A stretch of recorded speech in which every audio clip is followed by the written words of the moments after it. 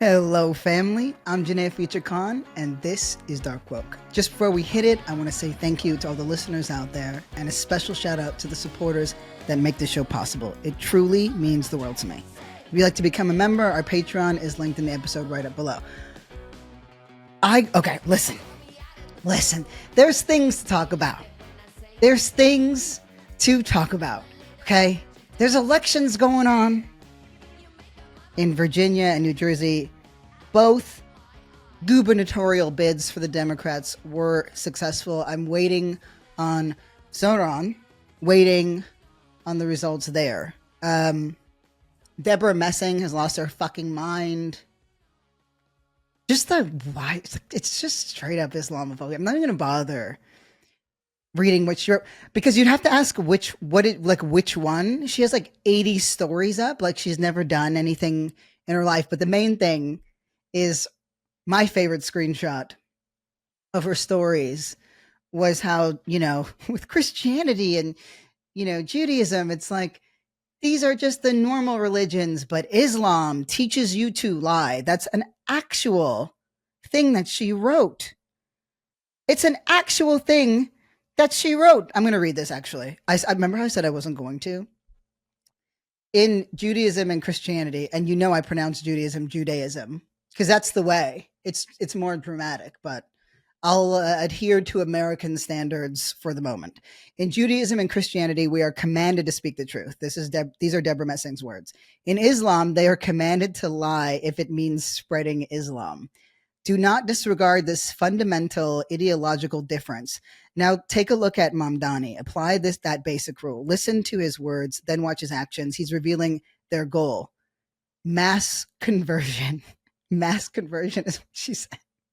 These two opposing civilizations cannot coexist.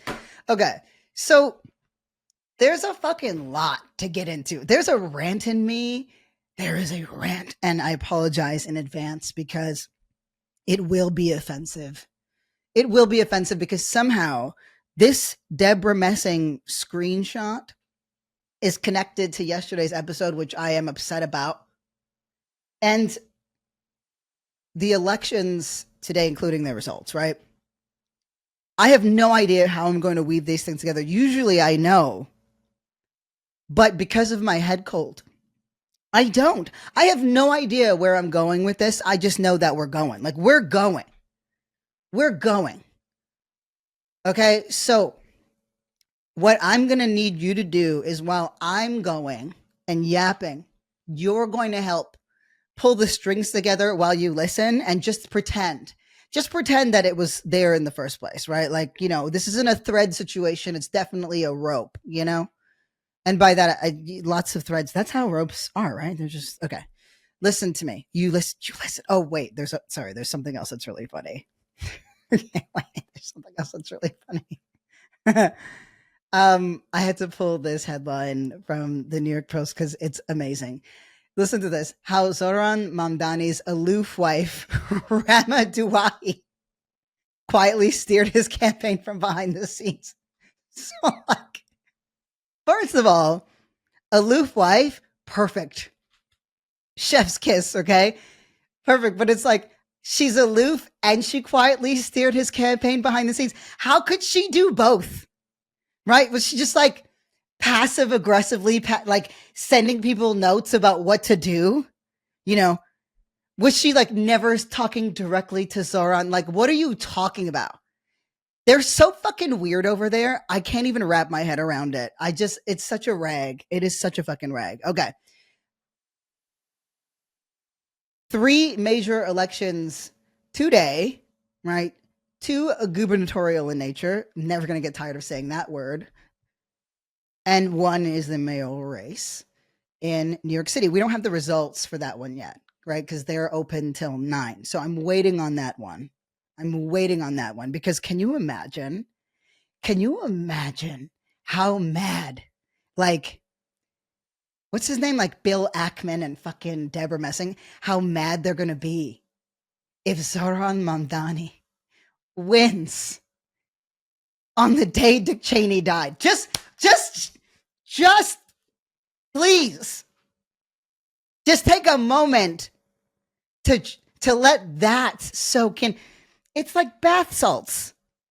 It's a muscle relaxant. Just knowing, it's just a muscle relaxant to just know that that's on the docket. And yes, we'll be talking about Cheney and his trash legacy. But today, there's a follow up from yesterday's episode. And then, as I mentioned, a rant, and it is connected to these elections. And then there's likely a rant in me that doesn't, because that's when you're just all steam. That's what you've got. You've got rants in you. So brace yourselves, children, because here we go. So I am not happy with yesterday's episode, and not because I didn't like it. I didn't. I like it in that the work is important. I don't like anything that I said. That doesn't mean it's not true. I want to be really clear about something, because I reminded myself, I was like, I have to check the comments, because I'll do anything to, not write. And got some edits going down, and also my brain's gone. But, one of the comments, and I actually really appreciate, that y'all write them. And one of the comments got my attention because, Corey reminded me to like read them. And I was like, that's right. And not because I don't want to, but because I don't know where to go. Because I just don't understand tech. We're getting better. Okay. But there was this one comment, that kind of, said, and I don't know if I'm allowed to, I will not allowed. I don't want to be disrespectful in saying this person's name, but I just know that, like, I'm down. I got you. Okay. Says, okay. But I'm, there's the why it's happening. I agree. This is about yesterday's episode. There's the why it's happening. I agree that liberals don't care about Black history, marginalization, etc. But I'm still confused on what the left does about it. Okay. We build principled coalition with people with whom we disagree, so we can build power to change policy. Foggy territory. And I'm just like, yeah. And foggy territory had an exclamation mark on it. So just like, I want you to read it yelling, because that's how I read exclamation marks. Yes, I hate that. I hate it. That's not why we got into this.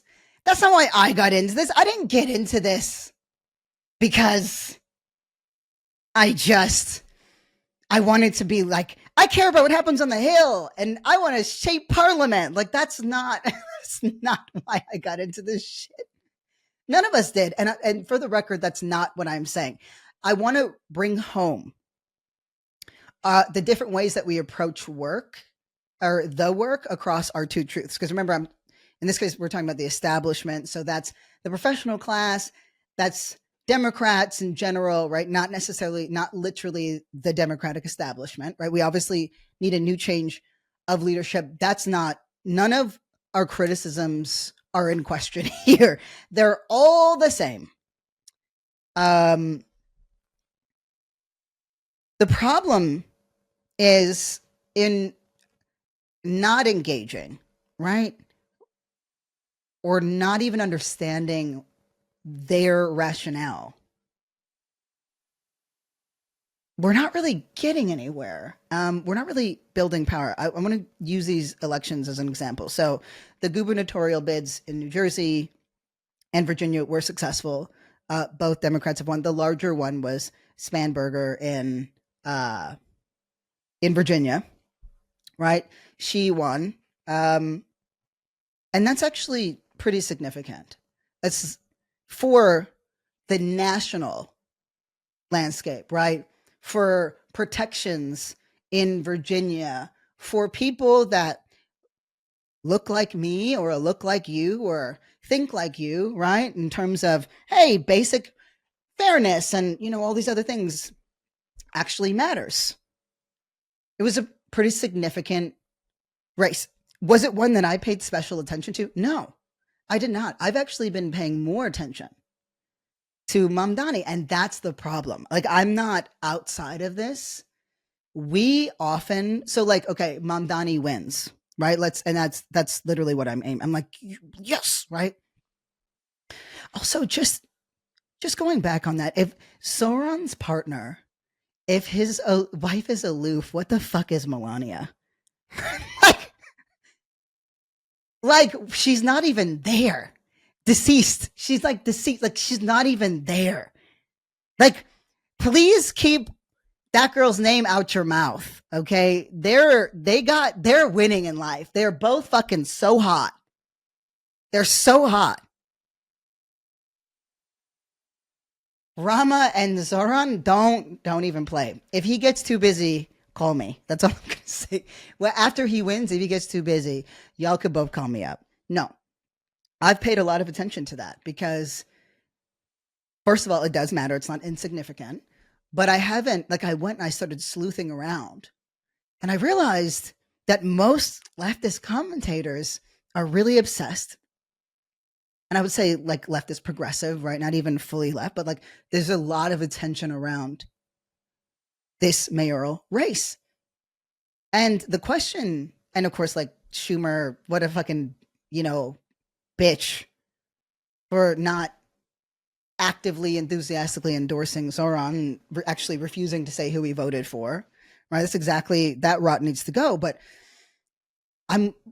it's concerning, right? Like, let's say like Zoran wins, right? Which I believe he will. What does that actually do for anyone in America? Like, that's not in New York City. I'm not talking, like, before we start going with the examples, right? And but this is like, it's what it represents, and I agree. That's where I go to. But what does it actually do for the people not in New York? Does it move the needle in any meaningful way? And more so, does it move it more than Virginia, right? And this is not finger pointing and indictment, whatever. I'm so much more interested in that. And I'm going to talk about why it's important. Because remember, what we're not challenging is what we already know to be true, which is that the example does matter, that Zoran winning, the mayoral race, the billionaire forces that are actively moving against him, right? Like, being a Muslim, like, all of these things are so incredibly significant. I don't want to diminish that. I'm asking a different set of questions. I am not coming with just simple solutions. Before we can have that, we have to understand the problem. And the problem is that we fucking suck.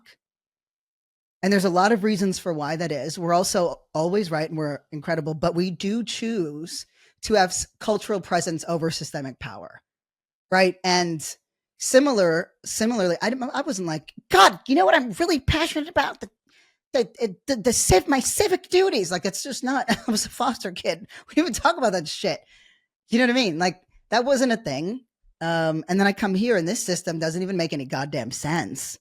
Like, at least we had, like, first past the post. We have the NDP, right? We have a 3-party system in Canada, and it's not perfect, far from, but it does require coalitions, right?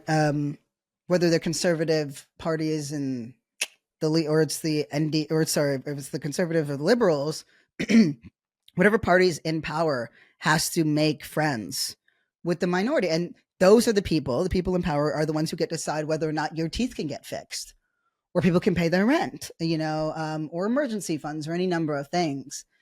And I would like us to have more influence there. It's honestly just that simple. I'm like, and it's not, oh, that's all of our work to do. Like, suddenly we all need to become experts. And of course, one of the biggest hurdles, I should say, is, it's not like there's a bunch of amazing people running all the time that we're so excited about. But there's this, like, disgusting word that comes in, right? Discipline. There's discipline. So I want Zoran Mamdani to win. I'm asking a question of whether or not we should be viewing that win in New York as more powerful, more relevant, more urgent than, say, winning in Virginia. Nobody that I know is excited about Spanberger. She has criticized Mamdani's policies. And not for the reasons that you think. Not like, I don't like this bus situation, but more, she's just like, he's over promising, which means he will underdeliver, which will ultimately hurt the party. I'm okay with trying and failing, and I think it's amazing that he's going to try new things, and that's generally the ethos of the party in the first place. I guess why try if you're going to fail? But then don't we sound like that? Like, oh, I just don't want to do this. What's the point? Right. So first and foremost, does it move the needle? Right. I've asked the question, does it move the needle if Zoran wins? And I'm not talking about culturally. I'm not. If you were to literally step back and say, okay, how does this benefit the fight in the country? How does this move the needle where we're weak? Right. Yesterday, I spoke about how Democrats were losing. And by the way, nobody's losing more than us in terms of having influence. Even the toothless, meth, riddled communities that somehow manage to be racist with scurvy, right? They actually have had more political influence than we have because they're guys in office, right? They voted against their own safety, their own interests, their own futures, whatever, right? Also, the Nignogs don't have a win, but they still are on the winning side. We could be successful. And so I'm asking some questions, and I'm trying to understand where we're missing things. And one of the biggest things, of course, is that just between progressives, which in this case I'm calling us that, and establishment, we're actually never having the same conversation. And what I've noticed with us progressives is that we are actually not even capable of demonstrating competency on the issue that they like this. It's ultimately the issue is the system is rigged. And it's like, we know the system is rigged, but then that was enough for us. And then we're just like, well, then fuck it. And now the system is killing people faster than you could make a hashtag. Right. So the follow-up question is, does it make a difference that Spamberger is, won in Virginia, right? Does it make a difference? And Ezra, they're all so dumb. Like, it always comes back to fucking racism. They don't give a fuck about racism. But here's my question. Do we? Do you know how many fucking people on the left don't want to hear anything else about black people? Spamberger was running against Earl Sears, okay? That's her last name. She was a Jamaican woman. That's my people.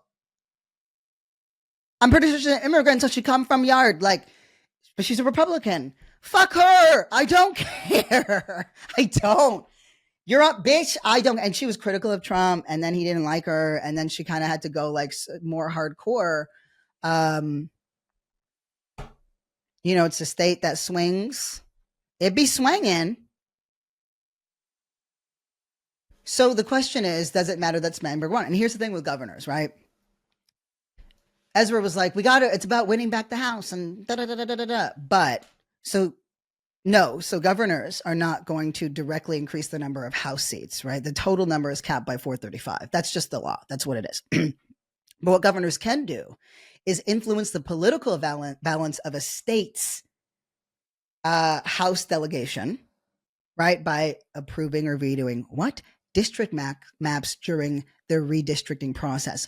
I have listed to you in yesterday's episode a number of, I'm going to open up my notes just so I can go back to it.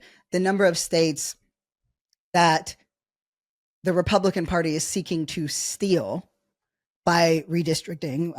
There was Prop 50 here that I'm pretty sure is going to pass. When we started this, it wasn't locked down whether we won it or not, right? But they're stealing the elections, right? They're stealing the fucking elections by redrawing these district maps. And so everybody that we get into power that can stop that from happening and create better protections in those states, that's significant. That's something that we should want to happen. I'm really worried that we're also falling into this whole well, there's just nothing, right? There's nothing that we could do. Republicans have redrawn the maps in Missouri, North Carolina, Ohio, and Texas, right? They want to do the same thing in Florida and in Indiana. We actually need people who want to do the shit that we don't want to. I don't want to. I I don't even know how to read maps. You know, when you had to do that longitude, latitude thing, whatever this latitude thing, I always end up in the ocean. I don't know why. I don't know why. I'm not a geography nigga. I'm not a math nigga. We broke up. You know this. So I'm not going to be the person redrawing those maps. We need people who want to do those things. It's not just we got to drop everything and this is all we do. It's that we actually have to do things, right? We actually have to do things and stop feeling like we're the special ones. And by the way, I'm not talking about y'all. I'm really not. I'm going to tell you something. Nobody who's listening to this show is like, I'm the special one. I put you through hell. I'm like, we're going to talk about this really niche thing that's very important, you know, or we're going to talk about the take nobody wants to talk about, right? That's that you are not who I'm talking about. I feel so bad. You know, but you know, and of course, and Corey's on me, and you know, we just got our shit together over here. But it's like, yeah, I'm gonna have to make this pop. I'm good at making things pop when I'm focused, right? It's my job, but I'm gonna do it still doing the work that matters to me. And I kind of lost that for a second, right? I was like, I don't know how to be this internet person. I don't know how to be light skin on the internet. All the other light skins have no problems. But I don't want to do that. And so I don't want to betray the work. This work is harder. And that's the thing. It's the harder work that lends to results versus the easier work that lends to like self-aggrandizement, right? And maybe even if you're lucky, some cultural influence. I want to like, I did the thing that a lot of people on the left fantasize about, right? When we think about revolution, by the way, it did not happen the way I thought. First of all, I didn't even like the name Black Lives Matter. So fucking soft, right? I was like, we're not even an animal, like nothing. Like, we're talking about, you know, the Black Liberation Army. We're talking about the Black Panthers. You know, UNITY, and we're Black Lives Matter. Like, women definitely made that up. You know what I mean? Like, and by the way, but because at first I was like, this is way too soft. I don't like this. But then I appreciated it. I came to appreciate it because whether people could say it or not was an immediate indication of where they were politically, right? All these people who were like, initially, you know, BLM is just a bunch of. I was like, wow, if you can't even say this soft ass, basic ass line, that tells me exactly where you stand. I told you this was going to be all over the place, but just stick it with me. And this rant that I got inside of me is just going to be absolutely fucking unhinged. Okay, unhinged. But today I am the aloof wife. I am the aloof. I'm aloof. I'm the opposite of aloof. I care so much. Okay. So I want to be really clear, right? Well, what else? What else can a governor do? Like, how much do we care, right? What else can a governor do? Right. We know about the redistricting, reapportionment, not just obviously the maps, but the number of seats a party holds in the House. Okay. That's what Newsom is changing so they can't steal the election from us. But then they do things like the National Guard and whether or not they're running up in the fucking streets, right? The influence of ICE in a particular state, how emboldened people feel, how safe people are, what those protections are, right? I think we can say pretty assuredly that a governor in a swing state winning that is very significant, but nobody was talking about it, including me, right? Including me. I like what's going on in New York, but they're okay over there. Not like the best ever, but they're good. You know, as soon as you move to New York, I don't know if you know this, but you get like you enter New York and you know how like what's that stereotype of Hawaii? They'll put the lay on you. You get a non-binary. Okay, like as soon as you move to New York, you actually get a non-binary that just goes with you and just helps you. You know, as a guy that sometimes is great and sometimes annoying because non-binary. It's a both end or neither. It- but you get one of those. I'm talking about a place that has like what 50, 51 like district seats, whatever. Only six are Republican. Culturally, it's massive, and of course, it's like a boost for our morale, right? And an opportunity to demonstrate a different way of being. But shouldn't we be wanting to expand that out, which would mean local organ. That's one of the things that Ezra spoke to, and then I'll talk about all the ways he's fucking annoying, certainly. But one of the things that he spoke to was the shift from right local politics, like politics to national, and that is true. That changed with the influence of social media, but also this professional class of journalists and reporters and everything else having constant access to each other, constant, whatever. So now when something local is happening, and when I say local, I don't even mean regionally, I mean on a state level. Sorry, literally like, no, even smaller, right? But even on a state level, it doesn't matter to us. We actually don't like, we don't want to really read it. And like, where do you think we get examples of our best work from? Um, we used to be in not for profits. Now, if somebody says we got a not for profit leader, we don't watch that. We're not interested in what they have to say. That's an issue area expert that's doing frontline service work for the people that we claim to care about. And here's my rant, because I want to be clear. I'll save the worst always for these fucking losers that don't give a shit about racism. But my question is, do we? I don't think we do. I haven't heard anybody say anything meaningful about black people in fucking years. I haven't seen a single follow up from some of the most active accounts on black people who have been murdered by cops. Like, where do we get this idea that we get to judge fucking anything? Like I want to judge. Do you want to know why I do so much due diligence on my facts? I mean, it's my responsibility, to be clear. It is my responsibility. And I care about it. I like being right. But you want to know why? Not just because it's my responsibility, because I enjoy being better. I enjoy it. I enjoy being above the fray.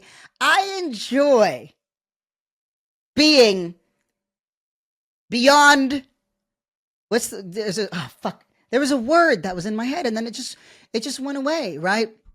But the point is, like, if like I make sure my side of the street is clean so that I can drag somebody over it. It's not good, right? Like, it's like, and I think we do that. We sit back and we say, but like, yeah, but Ezra Klein's a racist, right? Dana White is a racist. Joe Rogan is racist. They have more relationships with black people than any white person I know, to be perfectly honest with you. And I know because every time I'm around, I could tell by how people be acting. Also, we just live in a segregated world, but like, we say, okay, Ezra Ta-Nehisi sits down together, whatever. He doesn't express empathy for X, Y, Z, right? Doesn't seem to care that these folks like the Kirks are spreading racist bullshit, right? So in Ezra saying he practices the right way, we're like, he's a racist. He's a racist. What are you doing about it?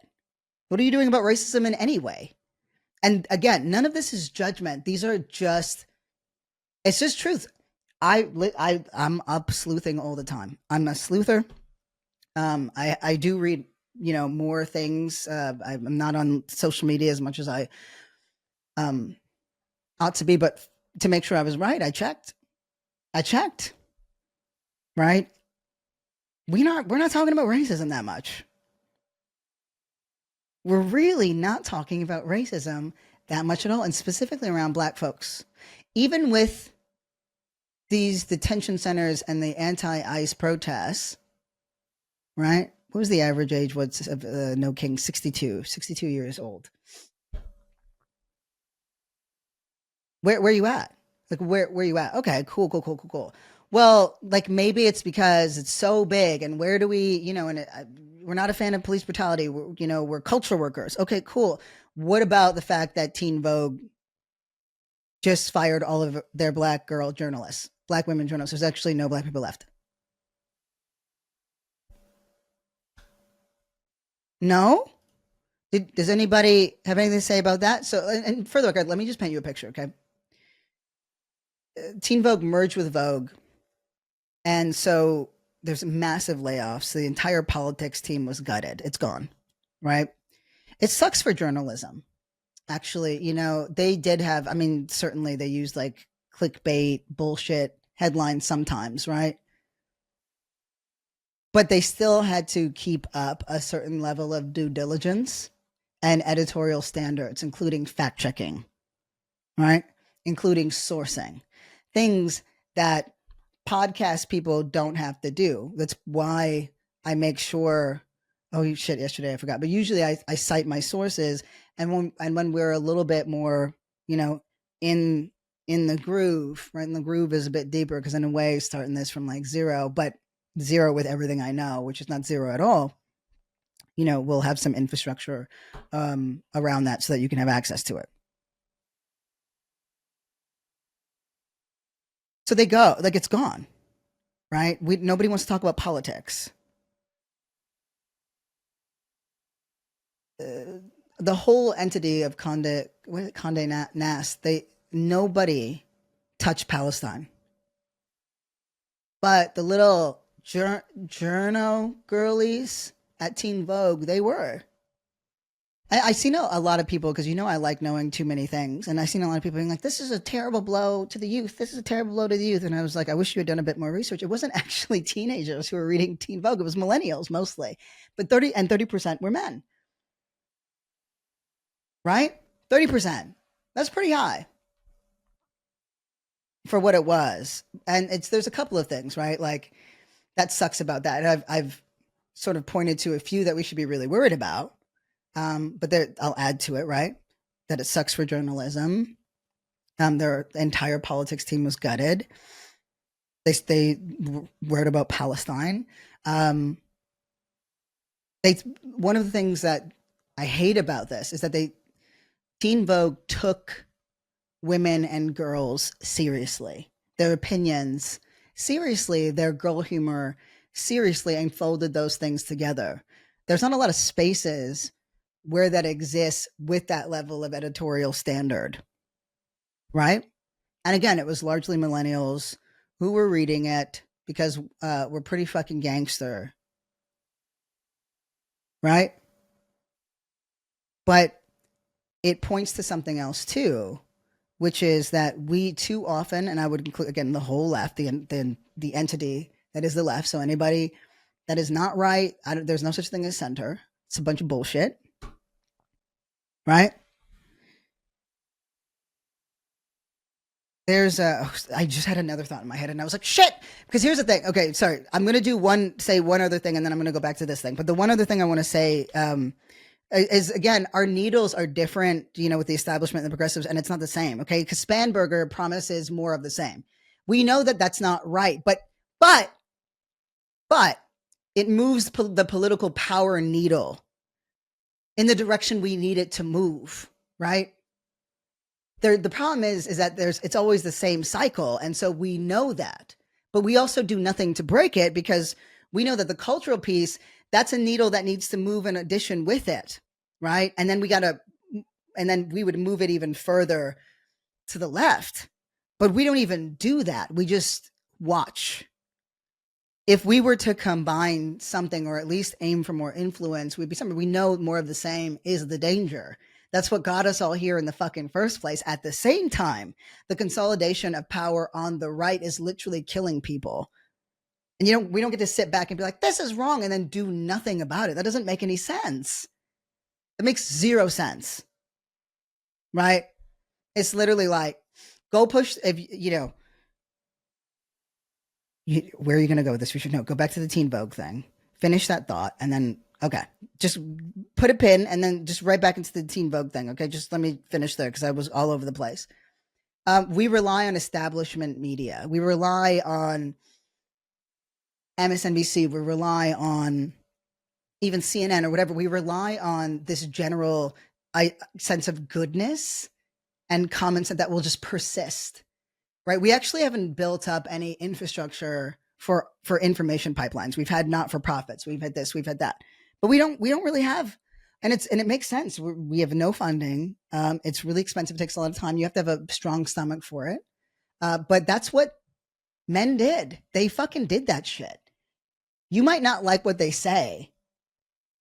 I like a lot of what they say, to be honest with you. Right? Not the weird shit. But I enjoy how the dialogue happens. And it just so happens that the most influential ones are trash. But isn't it our job to build up our own, or just judge what other people do? If we don't like it, become a champion for somebody else's shit. We just kind of sit back and yap, and it bothers me. The manosphere isn't it didn't start out as some well-oiled machine. It started out in the fog, and I really appreciated the fogginess, because that's what exploration is, right? That whole, like, with the comment in the fog, and seems foggy with a foggy. And I couldn't agree, but I want to be clear about something. The trying and the attempt is foggy, but we have the clearest possible view of where we're headed, and it's fucking awful. We should go into the unknown now. Right? That the unknown is where we win. The skies are crystal fucking clear on where we're headed. And it's everything that we say that we're against. So this is my thing. Okay. Now here comes my rant, because, okay. Ayana Ishmael was laid off. She was the style editor at Teen Vogue, right? She said there was no longer any black women working there. And go back, like, think of Karen Adia, gone. Right, from Washington Post. Joanne Reed, gone. From MSNBC, and I like that shit, right? What are the large implications on journalism, on black journalism, right? Just think about this. In under a month, there goes Teen Vogue, their politics verticals, gone. No black women there anymore. Vibe magazine, gone, right? Was gutted in the Rolling Stone merger. NBC, under Barry Weiss, has gutted NBC Black. It doesn't exist anymore. And, with that, all other marginalized verticals, right? So that's it. I know there's going to be a huge infusion of a pro-apartheid tilt, not a pro-Zionist tilt. That's not the correct term. It's Israeli apartheid, right? It's going to be a pro-apartheid tilt. And I'm like bumming myself out here. Like, I don't want to do this, but I'm trying to figure this shit out. I really am, because here's my fucking rant, right? We're like, well, what about racism? Well, what the fuck about it? I'm not seeing anybody do shit in a way that makes me feel like we've made any significant progress. Okay, so, like, this is the logic currently, and this is what's driving me nuts, okay? Because we have to build political power, but I don't think there's a singular way to do it. At a base level, the only thing that I'm an advocate for majorly is us being of impact in any way. like some impact, right? We haven't even achieved mouse fart status. We have to have some kind of impact, because the sitting back isn't working. And then, we'll do some sort of pop culture thing so that we're better. I'll tap court, because this is terrible. I don't want to talk about what I'm talking about, but this is what's pissing me off. All right. Like, I didn't get into the work to be like, I want to be an influence on the Hill. And I don't think most of us did. It's just, I've done it the other way. This is where I was going through before. Like, I've done the marches, I've done the protests, I've done the travel, I've done the college tours, and not the college tour and like nice and fancy and whatever. No, like the way that Bobby Seale fucking did, the unknowns, the traveling, the talking and connecting with students, right?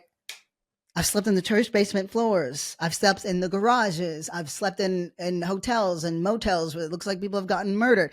And that was for, I've done crisis response. I've built out media strategies, right? I've created and ushered in national campaigns, local campaigns. I've written curriculum. I've marched, I've protested, I've rallied, I've organized, all of the above, right? I've been pepper sprayed, I've been this, I've been that, I've been hit, whatever, right? I did it. I didn't move. We didn't move the power needle though. We moved the cultural needle, and that was great.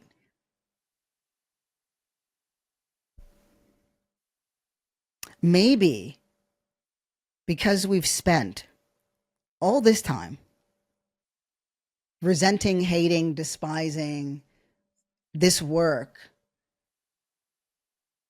maybe like this, and this work being, what it would look like to have a proper electoral justice strategy.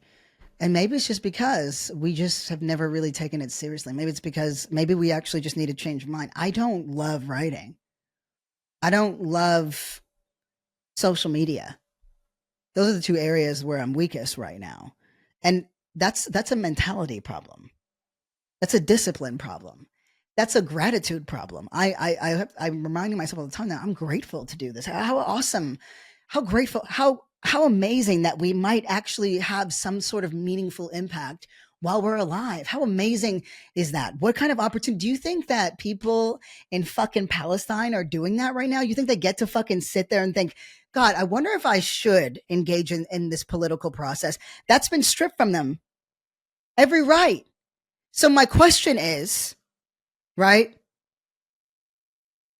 My question is, and everything I have to say to the establishment Dems and everything else is a million times worse, but I'm talking to us right now, right?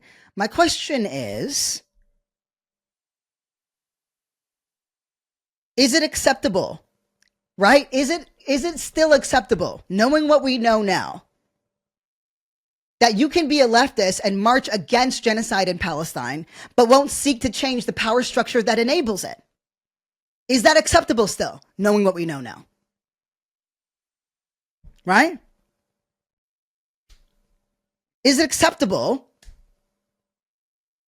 to be a leftist and get online and say, I care about trans rights because I'm demanding my pronoun be respected,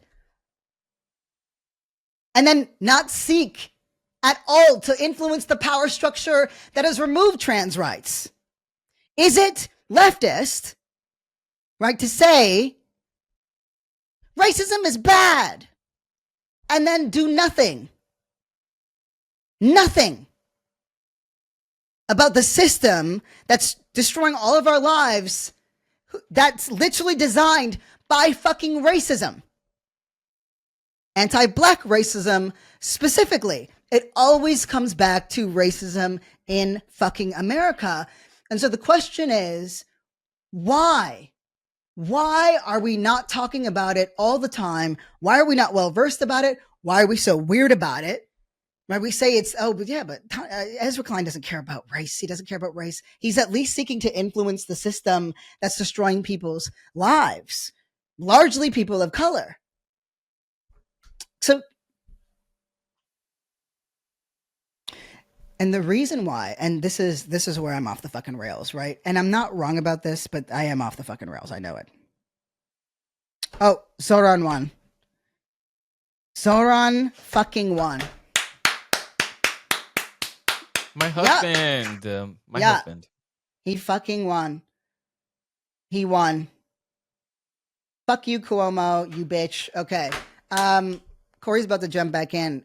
I don't even know if I should be saying this shit, but I'm going to say it. I'm just going to, because it's just true. There is, hold on, maybe if I say it more like Baldwin, I won't get scoured so hard. But it's like, no, but if you've read Baldwin, you know this. Like, we know all of this. Like, white people believe that they are just innately good. That is something that America teaches you, that the West teaches you, that you are good because you're here. You're a good person and you do good. That's actually what Deborah Messing is communicating in that message, right? This Judaism, Christianity, these are good because they're white, right? Everything else is bad. That, now you can say that's Islamophobia, but Islamophobia is driven by racism first and foremost. Right? If every Muslim in the world was fucking white, you think this would be the problem? Like, we'd have different problems, different names, whatever. I'm sorry, I need to get more concentrated. I want to be really clear. Part of the reason why we're not fighting against racism, part of the reason why we're not seeking to build power is because there is a sense that we are already good and right. And a big part of that is because our movement as a collective, again, right? Talking from the progressives all the way, right? All the way. You're not right. So liberal to left. The white cultures that shape our discourse, because blackness has been marginalized across the left, is, well, I'm already good, so I don't have to do good. It's exceptionalism, right? It's that entitlement.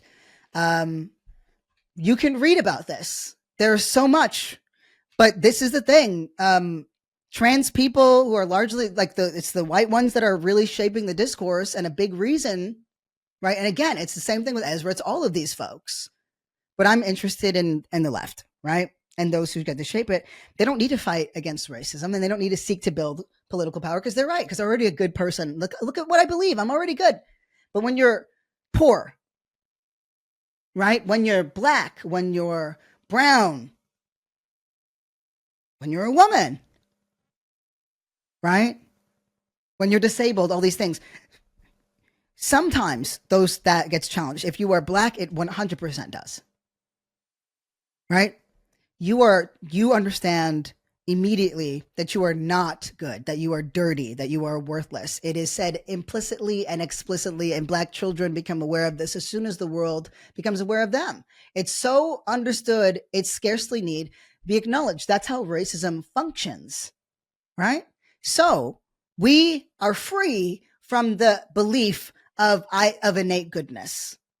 We understand and come to understand that our sense of goodness, our sense of worth has to come from something deeper inside, but also from our actions and how we treat each other. It's partly why black people are much more inclined to forgive. Right? The Western world, the white world, is very much invested in punishment and endless punishment. And even punishment to prove a point, including let the world fucking burn. See, I'm right. See, I was right. I told you that they were bad. I told you that America was bad. So let it burn. And don't get me wrong. It's not all the white queers and the whatever do this. There's some inside white black people. Oh my God, they only date white people and then use their identity as like a bludgeon in those like really sad fraught relationships. I know about those people too. They are queer before they're black. A black lens, a black liberation politic is the only thing that gets us all out of this. You already know how I feel about that. I'm furious about it. I was like, anything else, please God, anything else. But a big reason for why we do not organize anymore across the left is because, or effectively, I should say, is because there are too many leaders that believe that they're good people that don't look like me, right? And don't want to hear from black folks. We've become so identitarian. And that's it. We become identitarian. The thing that makes me laugh is for all of his hubris, right? And for all that he's so fucking annoying. And for all of his massive gaps. And they are fucking massive. Ezra Klein demonstrates more tolerance for differing ideas, even in Zoran Mamdani, than the majority of leftists I know. We have become so fucking entrenched and intolerant and certain of our rightness that we just sit back. And Christianity teaches that you're innately good. Judaism teaches that you're innately good, that you're chosen, right? Christianity explicitly teaches you this, right? Oh shit, I've been talking way too fucking much. Hold on, we could really quick. We got to talk about the death of Dick. The Dick is dead. Dick Cheney's gone, and this is just exactly it. I want to be really clear because everyone was like, "He's so but like, remember how he whatever." Oh, by the way, there's one other point I want to make. Right, like we're like Trump is so fucked up. He's so fucked up. 42 million people are gonna go hungry in this country. We can't, like I said, we can't mutual aid our way out of this shit. You still need to locally. Don't get me wrong. It's not sustainable. But you want to know why the contingency funds were used? It's not because Donald Trump wanted to. He fucking didn't. It was because 2 judges made it possible. Do you want to know where those judges came from? They were appointed during Obama's time in office. I think we can try to approach this a little differently by starting with the things that we hate the most. And for the record, I hate everything I'm saying. And I'm not, and the first step isn't, okay, let's just take action. It's understanding what we're getting wrong. It's understanding what the other logic is, what the truth is in what they believe, and they being the establishment. Okay. Now back to this nigga Dick. He dead. He's an architect. He's a foreign policy architect. He's exactly what is wrong with America, right? He is one of the key architects for the repeated failure known as the War on Terror, okay? He's a guy who made himself one of the most powerful vice presidents in U.S. history. He was a key player in pushing to evade Iraq. And you already know I'm going to bring us all back full circle. And then Corey's going to take us out with a question that I have, because I actually do need it answered. And it is about Glee. Normalized torture, the use of torture in the Middle East, and then also here at home on what they saw suspected Al-Qaeda members, right? Detained without charge in the CIA's offshore, quote, black sites. Starting to sound a little bit like Trump, right? Exactly, right? And now look, until his dying day, which was today, Dick Cheney insisted that the 2003 invasion of Iraq and the toppling of Saddam Hussein was the right decision. What was the justification for going in there? Oh, yeah, that's right. Weapons of mass destruction. Guess what they found there? No weapons of mass destruction. It was never really about that. And all they did was create more unrest and civil conflict and murder and death that cost the lives of hundreds of thousands of Iraqi citizens. Retribution, right? Retribution for 9/11. At the same time, 9/11 would not have happened if the U.S. wasn't bolstering and funding the genocide of Palestinians through its support of Israel and its funding of and bankrolling of Israel, right? That is a connection that we all made that we likely didn't know before. I certainly did not, right? Just how much the overlap was, right? So when I see people saying, yeah, but he came out swinging against Trump towards the end, right? He's part of the reason how we fucking got here. And I'm not just talking about our relations in the Middle East. I mean, he took the view, right, that the powers of the presidency should be higher to that of the other branches of higher than the other branches of government, right? He argued that the White House was unnecessarily, unduly constrained by Congress, right? And this was, of course, in the aftermath of Nixon and Watergate. So Cheney's theory of executive power, that being the expansion of executive power and its use, for him, it wasn't about, and for men like him, it wasn't about what it should do, but what it could do. And what he wanted to do was marginalize Congress, and that is the blueprint that Trump is following in. So yeah, he fiercely criticized Trump for his excesses, but Cheney was fully unapologetic about his record, including how he helped streamline him getting there. Right? Cheney said that an American president should have a free hand in wielding U.S. power in the world. He believed that America was, quote, the greatest force for good the world has ever known. I saw the same kinds of things in Dulles and with the Dulles brothers, in Reading the Brothers, where one is a head of the CIA, and the other was head of the state, Secretary of State. This belief in their goodness, right, bolstered by Christianity or Catholicism, has led to much of the world's horrors. And I'm asking us if we somehow think that we're spared that sense of and belief of innate goodness, right, as culturally in our movements. Torture, right? He believed that torture, quote, enhanced interrogation and kept us safe, even though there's literally no evidence that the use of torture, including waterboarding, led to the thwarting of any fucking attacks at all, let alone further attacks, right? This is the guy that activated Guantanamo Bay. Tainted, used torture, which made all the testimony in several 9/11 cases unheard because they were tortured in Guantanamo Bay without being charged. Oh, by the way, Trump is using Guantanamo Bay now as a holding center for deported migrants. So I'm going to end with this. What did the Iraq war cost the American people, right? What did it actually, because it's like, oh, this is from Brown University. There's other sources for sure, but I'm using conservative numbers because the numbers are actually higher, but I'm using the most conservative ones I could find. Right? The Iraq war, what did it cost people, American people? Nearly $2 trillion to date, right? So that's like, think $6,000 to $8,000 per person. If I'm, again, being the most conservative I could absolutely find. So, that's what you paid for. But the other question I had was, how much money did American businesses make, right? And of course, we're mostly talking about weapons contractors, et cetera.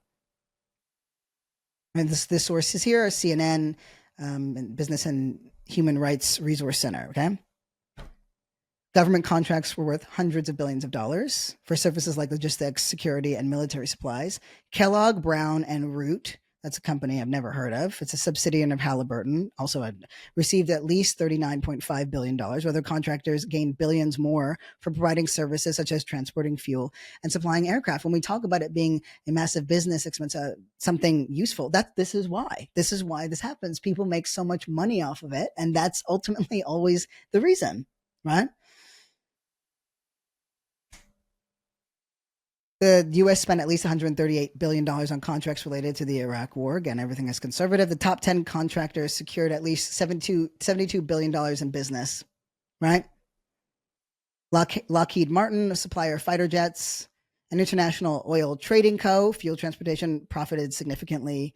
There was obviously waste and fraud. You're going to love this last point that I make right after this. Overcharging, waste, fraud.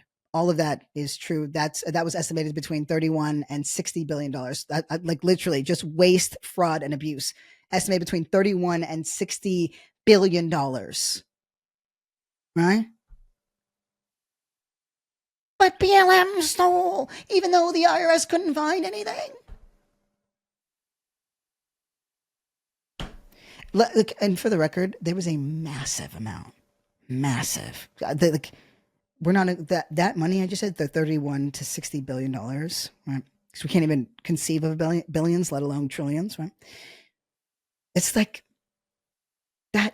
There was massive amounts of cash that were being transported to Iraq, like across that just went missing, just straight up went fucking missing. And for the record, it's still costing people because, of course, you're going to have, with veteran care and all these other things. It's by 2050, it's going to be estimated, it's going to be close to or above $3 trillion. So the number is still increasing. There's legacies to this stuff.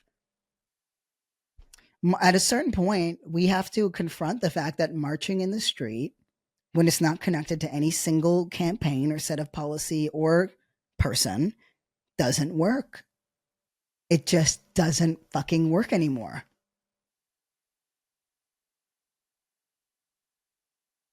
That's it.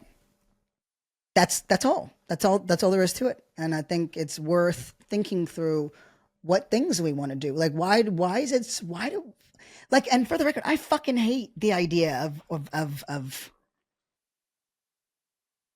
you know, can't running candidates and shit. I'm like, oh, yuck.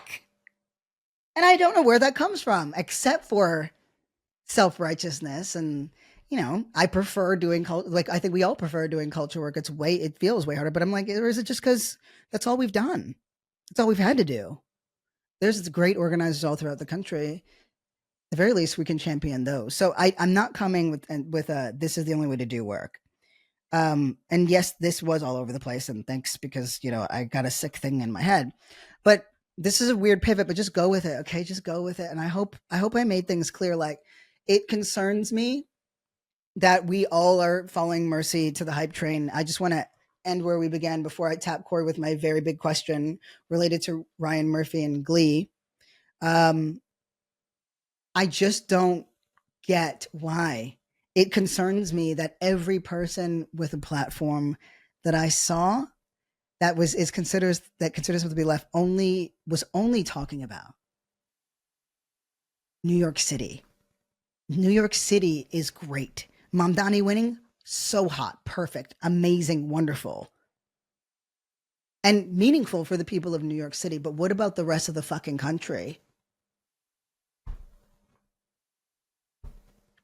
Arguably, from the power analysis, right? Power mapping is something we used to be good at doing.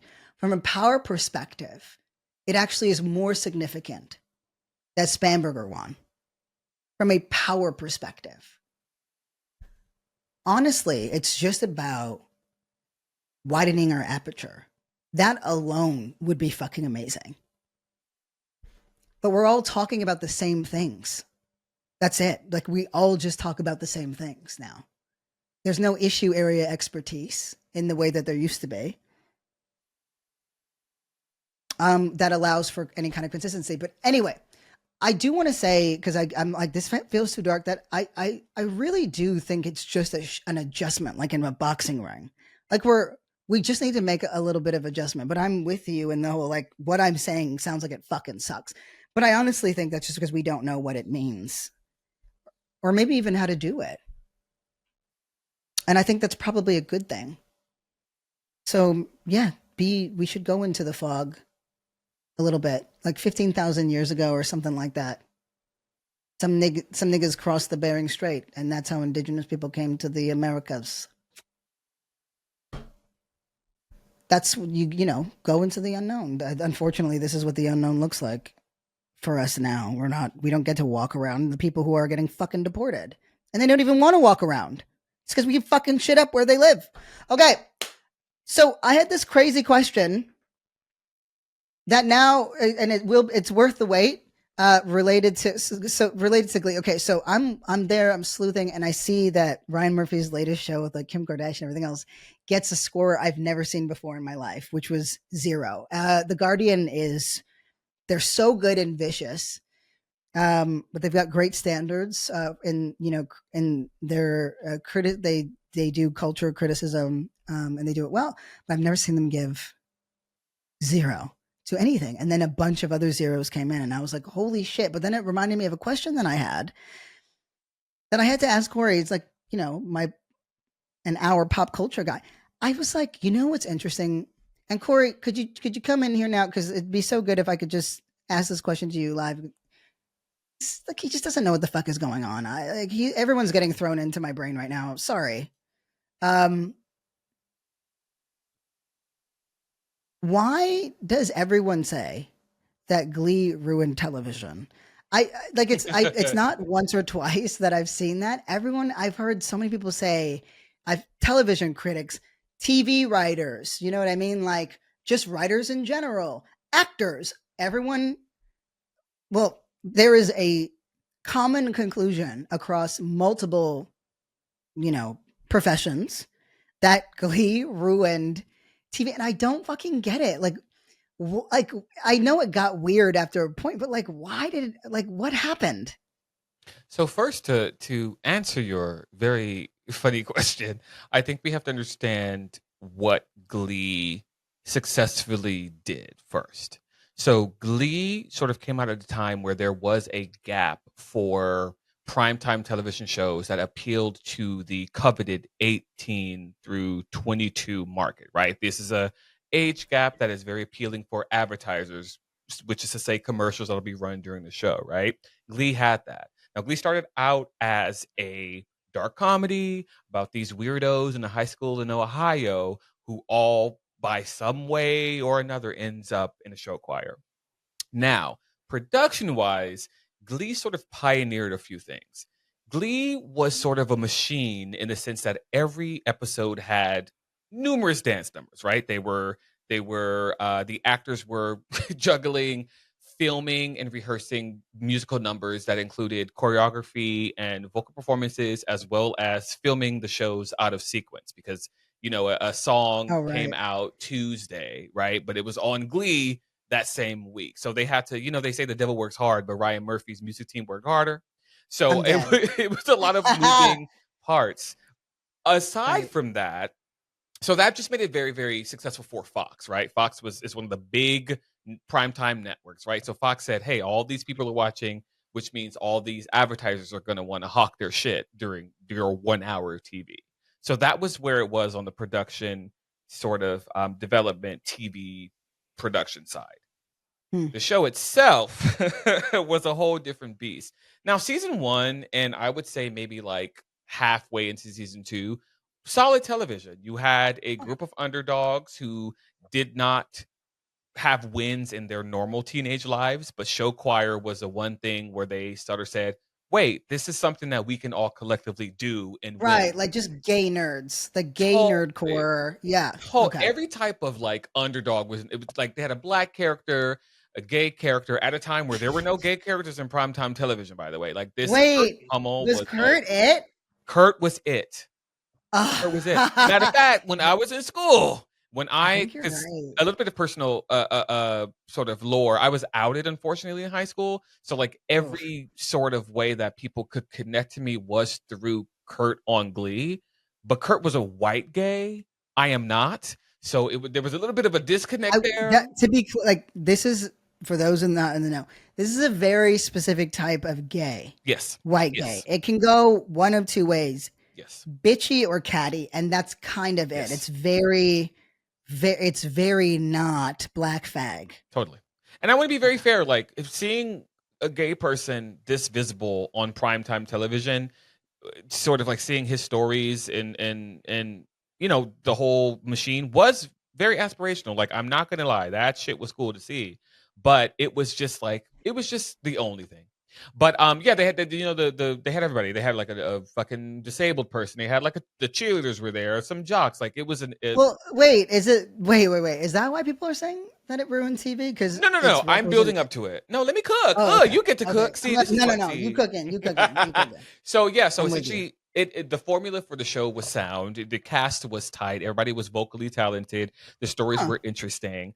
But I think what 'Cause I happened is remember that. I remember, yes. like, I watched Mhm. a couple episodes and I was like, I can't do this consistently, but this. I'm glad it exists. This is pretty. Solid It's show. pretty entertaining. Yeah. Yeah. Sue So Sylvester. Come on. insane, creating just a criminal, just doing crazy things to those cheerleaders. Yeah. It was an absurd dark comedy that was very satirical, and it was kind of camp in a way that was Yeah. very tasty to the young Yeah. kids who maybe have not experienced camp in on primetime television. It was great. It was like chef's kiss. I really enjoyed it. It actually started out as a script that never got made, that was essentially stretched into a TV series, which is interesting little fun fact. But nobody expected Glee to be a hit. Nobody did. But Huh. it targeted children where they were and sort of satirized high school in a way that was very appealing. And it just overnight sensation, smash hit, right? And There, it felt like high school. I it think felt like high school. they Yeah, felt like high schoolers. totally, totally. Yeah.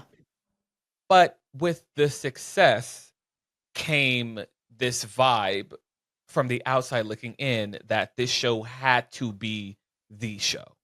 It took a weird left turn into after school special territory, but not in any way that was actually conducive to teaching anyone lessons. So comparatively, and I will use this as an example for you, Future, because you are a Canadian dude. Yes. Degrassi was a Oh perfect yeah, example. Do you know what I mean? Great after Degrassi school was the special. fucking Great, shit. great. Long shelf life. Different generations got into it. I was in the Aubrey Graham season where he got shot in the back and was paralyzed. Jimmy. So Jimmy's by Jimmy. So I always say, I never personally can really stomach Drake as a gangster rapper because I know he was on this after school Canadian Also, after he school grew up in like special fucking like in the Forest rich Hill. part. Okay, Totally, it's as totally. picturesque as it sounds. Totally. Um, Actually, if y'all listeners want to go find videos of him being insane, there's videos of him from that era just saying crazy stuff, by the way. But that's a very good example of an after school special that really had great writing and actually was a serious show that was meant to be that. Glee was essentially a dark comedy that they shifted to try to make after school special. So it wouldn't be uncommon that one hour episode will have 5 different topics that they tried to cover. And they were Mm. all done not only heavy-handed, but sometimes insane. I remember like the character Mercedes, played by Amber Riley, the black character, was sort of like starting a conversation about the Ohio high school and how racism happens to her. And I think Quinn, who was the white teenager who was pregnant, said, "Well, I feel the same way. I'm a pregnant teenager, so I get you, girl." It's just like shit like that to where it sort of Okay, misses the wait. mark. Okay, got it. So when the after school special was like this introduction of like this is one of those situations where it was trying to be woke Totally, in a way that was not conducive to totally. storyline, character development, anything like that. Yes. That show was Yes, that show was there got it. were I mean, I mentioned earlier the school shooting episode, which ended up being just there's a Down syndrome character with Down syndrome named Becky, who is essentially Sue Sylvester's protege. She brings a gun to school, like I guess trying to kill herself, but the gun goes off and it freaks out everybody in the school, and it turns into this weird like singing because we may die. It was just a school shooting episode in a show that maybe should not have had Oh one. no. There's so That many sounds episodes that are terrible. insane. Like so many shows are like, we were just singing a Britney Spears song, but now we're just like in the fight for our lives. Like where did hang on, how did we get here? Yeah. No, this makes sense because when Quinta Mhm. Brunson was, because she's been asked several times, "Oh, you guys do school shootings on Abbott Totally. Elementary." She was just like, "Why? Like, what the fuck?" Why? And then you look and you're like, Yes. that's a great cast of Because characters. Glee did it. It's great representation, Yeah. especially considering like where they are. Yeah. It's an ode to public schools at a time when they're absolutely Hmm. getting fucking gutted, Yeah. which is a good reminder for people that no matter how aloof or far, no matter if we're the aloof wife or not, we are always going to be subject to the mercy of the lowest quintile. But to answer to all of this contextual sort of, schlock to say that Glee was a show that had everything. It had merchandise tie-ins. It had like, it sort of like jump-started the careers of a lot of people in that cast. The cast Mm. themselves went on tour as Glee characters to sold out arenas. So the Glee property made a fuck ton of money, and I Why can't I believe sing? Damn it. that I believe that network television has been trying to replicate that ever since. So there's always going to be a Mm. push for, okay, does maybe one of them sing or do comedy? Does can we have these conversations? And the thing that Glee had at the time, and we obviously hindsight is 2020, so we have retrospective sort of ways to look at the show now. At the time, it was a groundbreaking show. Nobody was talking about teen pregnancies like that. Nobody was talking about gay bullying. No one was talking about handicapped kids being bullied in schools. Nobody was talking about any of this shit on TV. So it was groundbreaking Yeah. in that sense, but the execution was maybe not the best. And But it, and I think it's been kind of followed in a way, like this like really yes, extreme, yes, almost caricatured, totally, totally, no nuance. way of Yeah, identity based yes, yeah. wokeism. And it all Um, has to do with the people who have seats at the table in terms of show running and executive producers who are in the room. They're not well, it's a young good people. thing that we're suddenly in an abundance of Black literature, Black culture, Black journalists, Black right. Oh, wait, no, they all got fired. They They all all got got canned. pushed out. They all Totally. got canned. Yeah. But don't worry, because the movement's got us. I really think that media is probably one of the biggest ways for us to sort of start conversations, and it is where I usually go because Yeah. shows and movies are being beamed into your fucking corneas every 5 seconds. So I just, No, literally, you it's know what I it's mean? giz- it's Prismo and Yeah, the Ice King. Like it's totally, just like we're just totally. gonna put this little universe in your brain. Very It's a good Finn Adventure and Time Cake reference. follow up Very, very episode. If you good. guys Very watch good it, reference. I love Adventure Time. Is Yeah, that not correct? Like, is that not yeah, so apt? yeah. It's Well, Adventure yeah. Time and Fiona and Cake. And that Um, show, quick, like random tangential related, that show is a great concept or a great example of showrunners, writers actually being students of the craft. They grew up with good shit. I'm sure they were watching SpongeBob. They were watching like all the yeah. Cow and Chicken. They were watching Courage to Call Your Dog. They were watching these shows that actually cared about, you know, being funny and actually being good and well written shows. They also, I'm sure, are into anime because anime has a very specific style of storytelling that doesn't actually treat the viewers like infants. That's just my Right. little take. No, we love it, and honestly needed it. Like, if we should probably edit this so that it goes before all the other stuff. And I promise, and I promise, I don't want to diminish the Zoran win. Like Sure. it's like Yeah. it took hundreds of thousands of people Yep. canvassing. It took hundreds of thousands of hours. It took an unbelievable, um, set of talking points, angles, likability, luck, all the shit that you could possibly imagine Yes. Yes. that was made possible because people came together with a single goal in mind, which was to get that man elected. It's a demonstration of our power. Yep. But for those of us not in New York City, we didn't do shit Yeah. to help. And that's not an indictment. That's to understand that we don't get to lay back and say that's our win. We're Right. good. And you see, if you just start, if y'all started saying what we wanted to say or what we've been saying, then people will vote for you and you'll win. That is not how the rest of the fucking country works. That is a liberal bastion in one of the most difficult times. And it wasn't the landslide that we hoped it would be. I'm so glad we beat billionaires. But again, think about the time and the place. Where did we win? Yeah. Right. By the way, I'm Well, sure Prop 50 passed. well, I think we won Let because me we look it get up. to watch a hot man. You know what I mean? Like that, I always say, No, like, no, no, no. Of course, and I you know what I like this is mean? the thing. I'm ruining the party. I'm gonna be excited about it tomorrow. But I Yes. am in this like thinking mode of what are we missing, and Yes. unfortunately, you all have to be Fair. subject to it because that's my job. But Yes. it's not fun, and I'm not No. having fun either. So I'm gonna try, and in the middle of having fun somewhere. Yes, I am doing a shit ton of research on Sudan because that's Yes. my job. But You know what my job I'll is? try to be happier. My job is to appreciate Zoran Mamdani and his hot wife No, no, and no. imagine them They're being so hot hot. together. Like They're this is the so thing. hot. They're They're so so fucking hot. hot. And so it is our win, but culturally. No, totally understand what you're saying. I think that is important, And and you I are hitting don't the nail on want the to. head. I'm so tired of being this fucking guy. Like I'm a little like nigga thorn in people's Uh-huh. leg, Uh-huh. being like, don't forget about this. Like I But that's know what important. I But sound that's like. important. But And don't forget, y'all, is that the thinking happens and then the packaging happens, and then I have to be funny and irresistible. But yes. first and foremost, like we have to understand what the fuck we need to say that we haven't said. Oh, look, Corey, somebody just said the episodes haven't updated on Apple Podcasts since October 7th. I maybe that's an old comment.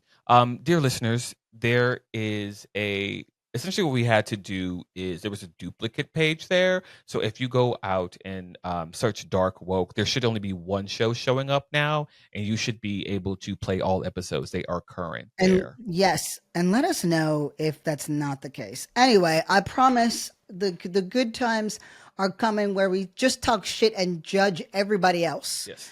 That's my favorite thing. Yeah. It's my favorite pastime, us bonding over mutual disdain. You just indulge me, blame it on the Dayquil NyQuil remix, blame it on or whatever. But I can't, I just unfortunately am like, fuck, there's major areas I'm not seeing us tackle. And that's okay to highlight them. I think our dark woke listeners listen for those. I know, but fuck me if I don't. I've just not been enjoying myself. I'm like, oh God, I wish I just had brain fog and all I could do was talk about farts. You know what I mean? Like Oh my God, that's a farts. good time. Okay. Last thing here We're that I want to trending mention. well. We're trending well in California. There's Democratic wins in New Jersey and in Virginia, and there's a bigger win that was both democratic and cultural in Zoran Mamdani. And I think that's what I want us to take away is what if we won culturally and politically? And if we can combine our cultural acumen with some political might, we might be able to do on our side what the fringe freaks that used to be MAGA and is now this administration, perhaps we can have some semblance of influence. And I don't even need a replication. I just need any influence at all. Any influence at all. Thank you, Corey, for helping me understand. Because I was like, oh, right, Ryan Murphy. I had this random question that had nothing to do with the show that everybody fucking hates. But so I do appreciate, because you're a TV writer and producer and all the other things, in addition to this part. But yeah, I just was like, oh, right, you're actually an issue area expert. And this is something that I've seen. And we're troubleshooting all the pieces. So I just remember that info at Dark Woke is real. So hit us there if you have any questions or things you want to see or whatever, because, we're going to start really, we're on the runway now. That We're is still building right. the plane, but we're on the fucking runway, y'all. So, well, we can parallel path. yeah. So I'll say I appreciate all of you. Thank you, Corey. You'll make this look good and sound good. I'm so serious though about this random question with Glee because I am bumming. Am I bumming everybody out? I might be.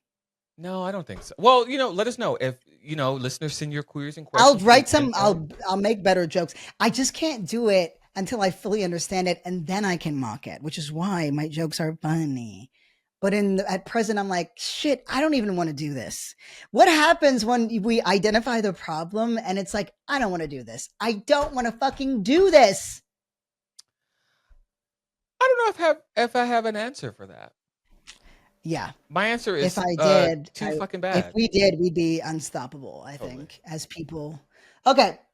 I'll go feed these dogs. I love you all very, very much. Thank you for your expertise, Corey, and I can't wait to talk to y'all soon. But honestly, any work is good work. That is the main fucking thing. Like that, the whole point is like you're powerless, you're nothing, you can't. And actually, we're very powerful. The very idea of us is exactly why all of this happened. We've been rigged at the scale at the literal level of the system, but they were rigging black folks, not you. They were rigging black folks out of the system. If we aren't actively working to bring black folks into the system because we keep bailing out the left, I don't know that we win in any real way at all. Like Mamdani got that Ugandan Kwame sauce. I'm just saying, like, that his politics are black politics. They're not. I'm not trying to be divisive or whatever. They're not white politics. They're not trans politics. They're not Jewish politics. These are black politics. And if you take umbrage to that, I'm happy to destroy you in a debate. Because I've obviously had to do research on these things. I'm very familiar with Catholicism and Christianity, but you damn right I've been reading up about fucking practices. And again, there's good ethos amongst the Jewish folks, like always with philanthropy and this, that, and the other. And we have a long tradition, but we're breaking apart in ways that I think don't need to be this serious. There's a union that's happening. on that side. An ugly one. We could have a hot one over here. But anyway, okay. Goodbye. I say love you. Bye.